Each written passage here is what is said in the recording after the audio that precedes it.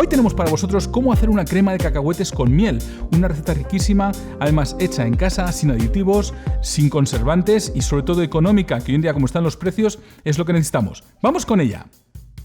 Aquí os dejamos los ingredientes y también los tenéis al final del vídeo.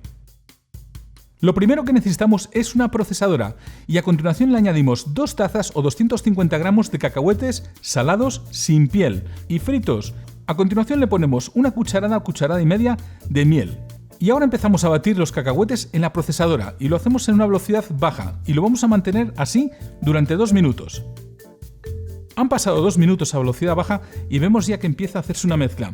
Cogemos con los bordes con una paleta, lo echamos hacia adentro y ahora sí a velocidad más alta volvemos a batirlo durante otros 2 minutos y repetimos esta operación 1 o 2 veces.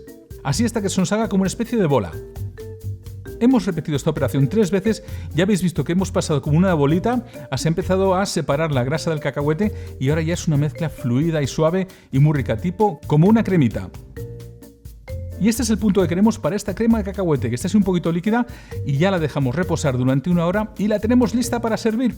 Otra cosa importante, la podéis guardar en la nevera y si lo cerráis herméticamente os va a durar de 3 a 4 semanas. Pues nada, que esperamos que os guste, que la disfrutéis, es económica, es casera, no tiene aditivos, no tiene cosas raras y bueno, aquí estamos como siempre para vosotros en Casa Contigo y que disfrutéis de los vídeos y nos vemos en el próximo. Hasta luego, un beso, chao.